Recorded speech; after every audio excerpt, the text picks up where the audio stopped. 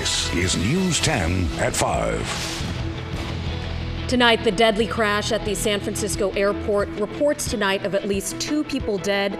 The plane was landing after finishing a flight from Seoul, South Korea, when something went horribly wrong. Now dozens of people are injured. And the investigation is on into what caused this devastating crash. Now here's what we know so far. Boeing 777 jetliner Asiana Flight 214 leaving Seoul, South Korea crash landed at San Francisco International Airport around 11:30 this morning. 291 passengers were on board and 16 staff members. Now eyewitnesses describe seeing a fireball and a big plume of black and gray smoke. Now 2 have been confirmed killed and there are at least 61 injured in the crash. San Francisco General Hospital spokeswoman says 10 passengers from the jetliner had been transported to the hospital. Tents are being set up outside the hospital for triage. All air traffic flying in and departing San Francisco International Airport have been canceled, but we have learned just within the last couple of hours here, last hour or so, that 2 of the runways have recently opened up. Now, according to officials, this is not being considered a terrorist attack. But as you can imagine, just information just keeps changing at the very minute. For the very latest, let's go to News 10's Nick Monticelli. He is live in San Francisco. Nick, what can you tell us right now? Well, Simney, we are on the west side of San Francisco International. I'm going to just get out of the way right now because you can see the fuselage of that plane is still sitting on the edge of the runway over there. And what you're looking at, if we can pan off, my photographer John Larimore, we can pan to the right, you can see where the runway starts there in the water, and that's where the plane supposedly kind of crash landed and then kind of carried on about 300 or 400 yards. What the witnesses were saying along this entire time is that the tail of that plane hit first, and then that's how the crash started. One witness said it was bouncing all over the place. Another one said that it kind of rolled on top of it. Either way, we're going to show you some video from the air to give you a better vantage point of what that plane looks like now. You can see the top of it completely gone, the fuselage burned away. But amazing, like you said, that out of the 291 passengers on board, only 2 of them were killed, 61 injured. The question, though, you said 10 critical. It could be that number is up to 40 critical. There's been some conflicting reports out here, so it could be between 10 and 40 critically injured. We do know that at least 1 of those critically injured is a young child. We're going to show you some YouTube video now that was taken much closer to the plane. This was taken by a passenger getting off, and you can see just that billowing black smoke, and a lot of witnesses saying the smoke was going from black to white, back to black, indicating that at some time the fire was out and then reignited itself. That's why you get that white and then the black smoke. But again, witnesses over here near the Marriott Hotel, which is off of Bayside Drive, say they watched that plane, the tail hit the end of the runway first and then come to a screeching halt after it bounced several times up and down the runway. Noticed the nose was very high, higher than usual. I thought, that's odd, but I thought with the pilot, okay, he knows what he's doing. All of a sudden, when it hit the touch, all of a sudden the tail hit, all of a sudden flames came out, then started turning around like a cartwheel, and then it looked like I couldn't tell if it slid or not, and all of a sudden it was in flames. The tail was very low, and when it hit, sparks flew. This wing.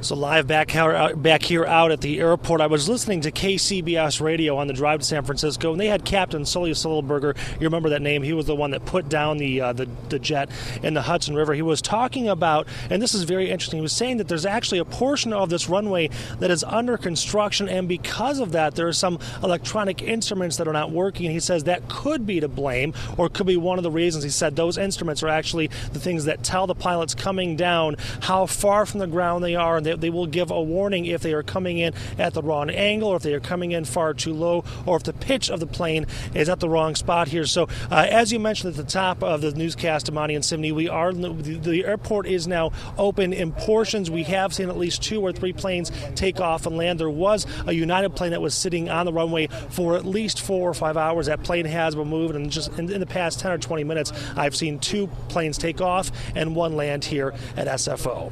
Live in San Francisco, Nick Monticelli, News 10. Nick, the FBI was quick to assure the public that this was not a terrorist act. In talking to the folks over there on the ground in San Francisco, is that something that crossed their mind initially when seeing the plane going down? You know, I'm going to say no, and the reason for that is because the witnesses on this side of the water were very clear in saying that it was definitely an accident, whether it was mechanical or whether it was human error. They definitely saw that plane hit the edge of the runway and then kind of bounce back across, whether it was the wing or the nose. Nobody thought it was a terrorist attack just because of the way that plane landed. Nick, can you give us a sense of just the traffic in that area? For a while, the SFO was shut down and obviously creating a huge traffic problem. Talk to us a little bit about getting there first and foremost, and as far as traffic right now. Well, traffic from Sacramento to San Francisco was a complete nightmare for a few reasons. Number one, you had a lot of people scrambling to get out here just to see what they could do to help their other loved ones trying to get to San Francisco or leaving the airport. You also have a Giants game going on this afternoon, so there's a lot of traffic there.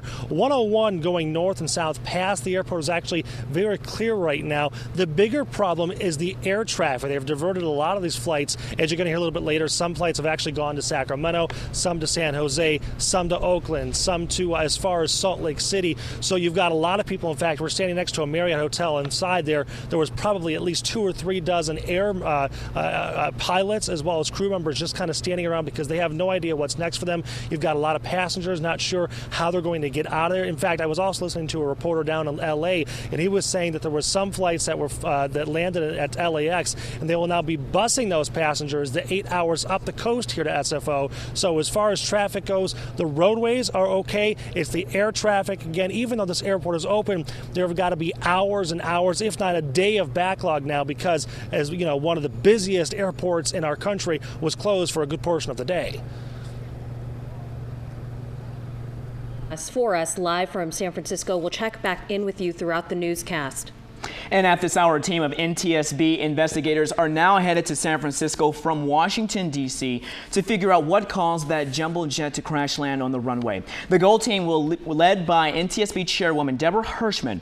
Before boarding the flight, Hirschman held a press conference at Ronald Reagan Washington National Airport. Now, Hirschman says a number of people are already collecting information on air, traffic control, weather, and maintenance of the plane. Now, they are gathering that information so she and her team can just hit the ground running. Now, Hirschman says it is still too early to tell what went wrong. Critical to the investigation will be the plane's black boxes. Officials are now also reaching out to South Korea to get a better understanding of what went wrong. We are working now with our counterparts in Korea, the Korean Air and Accident Investigation Board, and we will invite them to serve as a participant in our investigation. And the NTSB will also work with Boeing and counterparts in Korea, as you just heard during the investigation.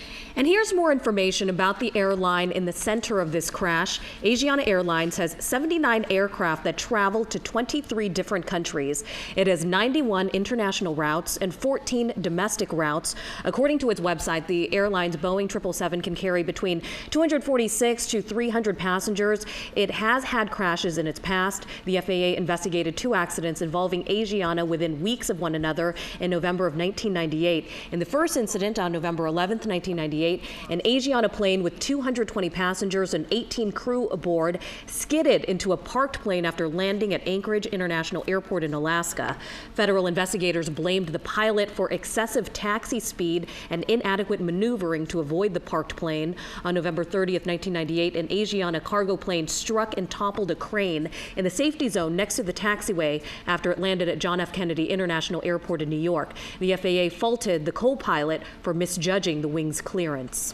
And soon we are also started hearing reports about the plane crash. A lot of photos and video reaction on Twitter from those at the scene. Now, one of the people we started following was David Yoon. He was on the plane when the crash happened. Yoon tweeted several times throughout the day. At one point, he posted fire and rescue, people all over the place. They're evacuating the injured. Haven't felt this way since 9/11. He also says he wanted to post that post to show that most people were okay. And we also saw plenty of photos from people close to the scene. ABC News tweeted a photo, but right now we want to send it over to News 10's Lee Painter. She is at Sacramento International Airport, where a number of flights were diverted after that crash landing at SFO. Lee.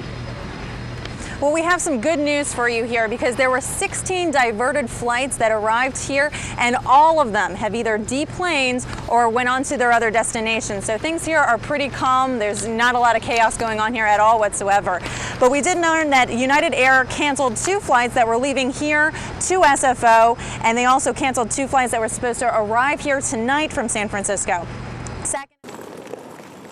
Immediately coming off of flights that were meant for San Francisco, travelers were met with only ground transportation options in Sacramento.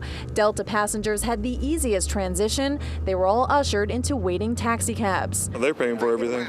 Delta is for everybody that was on our flight, so they're taking care of us. U.S. Airways ordered buses to transport diverted passengers to San Francisco. But according to travelers with United Airlines, they were left finding their own way to the Bay. One woman flying on business from Boston says she learned of the SFO airport crash while watching the news in the air. So I looked around for a stewardess and I told her, do you know what's going on? And she said, well, we heard there was smoke. And I said, well, could you make an announcement to everyone and tell us what's going to happen? Because we were 40 minutes to land and no one knew anything. The lack of options left passengers frustrated and planning to pay hundreds of dollars for cab rides to San Francisco. Well, the intercom said that there's a bus coming for United, but and to check baggage claim, but baggage claim has no idea. Other passengers who just watched the news reports from inside the terminal say they understand the difficult situation the airlines are in and plan to go with the flow. We live in San Francisco, so we're going home, so we have plenty of time. We have until Monday to get ready to get to camp. Now, this is an international airport, so all of those international passengers were able to get through customs here. And again, all 16 diverted flights have either deplaned from here or they have left here to go to their destinations. We're live in Sacramento International Airport. Lee Painter, News 10. Lee, as this investigation continues in San Francisco, do folks at Sacramento International, they expect possibly more traffic to come their way as the investigation continues in San Francisco? Well, I just talked to the spokesperson with Sacramento International Airport, and at this time he says he doesn't know. They're kind of like just playing it kind of loosely too as to what's happening in San Francisco in SFO Airport, and they said they're here to help. They're more than happy to take in those flights. So as of right now, they're just waiting to hear if they need to accommodate more flights coming in. Clearly a very fluid situation, and we're going to stay on top of it. Lee, thank you. And you can keep it here on the latest on the crash, on air and online. You can get updates 24/7 on news10.net. And coming up on News 10 at 5, more on this deadly San Francisco crash. We're talking to experts about what they noticed and what they believe went wrong. Plus, we'll also continue to monitor the latest on the crash landing and bring you live updates throughout this newscast. Plus, it started